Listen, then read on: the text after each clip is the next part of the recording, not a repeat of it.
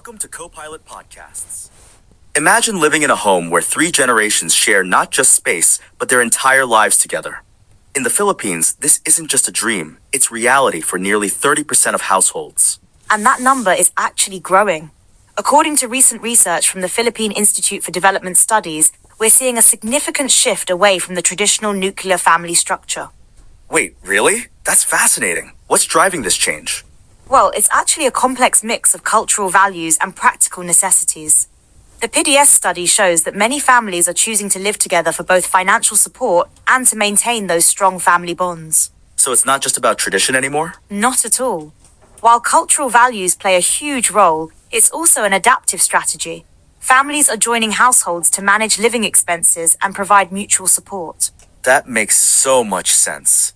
Can you tell us more about how these arrangements typically work? Sure. In Filipino culture, the concept of kapamilya, which means belonging to the family, extends far beyond just parents and children. Go on. It often includes grandparents, aunts, uncles, and even close family friends. The research shows that about 67% of households have three generations living under one roof. That's a pretty significant number. How does this affect daily life? Well, it creates this amazing support network.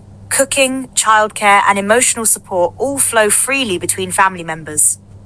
I've heard about something called utang na loob. Can you explain what that means? Ah, yes, utang na loob. It means debt of gratitude. It's this deeply ingrained value that emphasizes caring for family members, especially elders, in return for their sacrifices. That's beautiful. How does this play out in practical terms? Well, younger family members often take care of their elderly parents or grandparents, providing financial support, emotional care, and companionship. And I imagine this arrangement has some economic benefits too? Absolutely.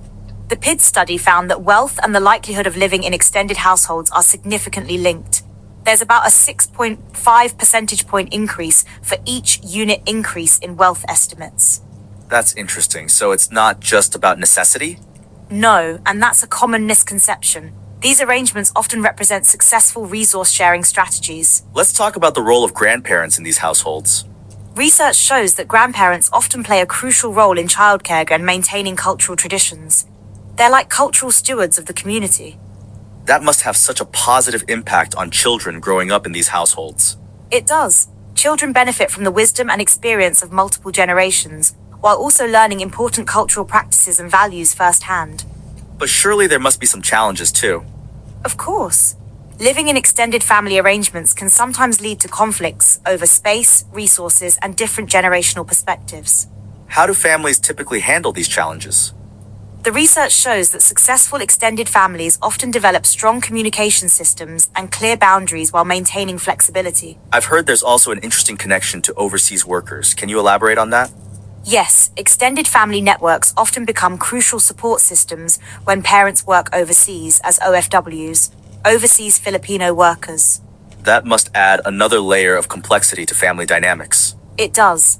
Studies show that grandparents often become primary caregivers, with about 58% taking on this role when parents work abroad. That's a significant percentage. How does this affect the children?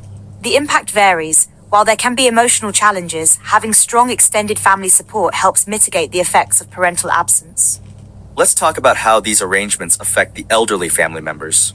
Research shows that older Filipinos in extended family settings often report higher levels of life satisfaction and emotional well-being. That makes sense. They're more integrated into daily family life. Exactly. And they maintain active roles in the family, from sharing wisdom to helping with practical tasks like cooking traditional dishes. Speaking of traditions, tell us about some unique cultural practices in these extended families.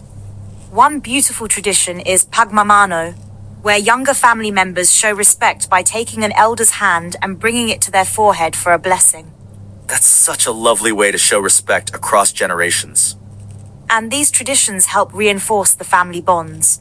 They're not just symbolic, they're part of daily life. How are these extended family arrangements adapting to modern life? They're evolving in interesting ways. Many families now use technology to maintain connections, especially with members working overseas. That must help bridge the physical distance. Yes, and it's creating new forms of virtual extended families. Regular video calls and group chats help maintain those close ties even across borders. What about the financial aspects of these arrangements? The PIDS research shows that extended family households often pool resources, sharing expenses and creating stronger financial safety nets. That must be especially helpful in today's economic climate. Absolutely. It's one reason why we're seeing this rise in extended family arrangements. It's a practical response to economic challenges. How do these arrangements impact the community at large?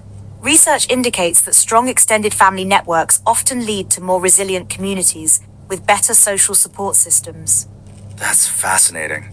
It's like the benefits ripple outward. Exactly. These family networks often become the foundation for broader community support systems. What about during times of crisis, like the recent pandemic?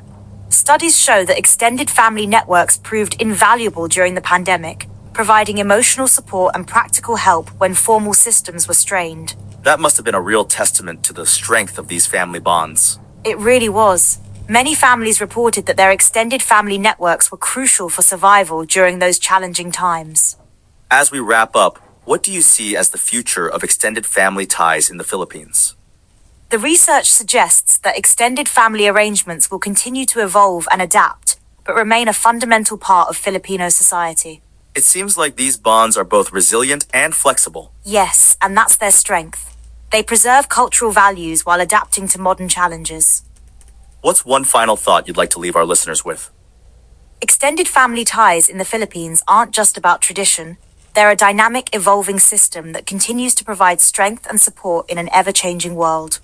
Thank you for joining us on Copilot Podcasts. Remember, in a world that often feels disconnected, these extended family bonds remind us of the power of staying connected across generations.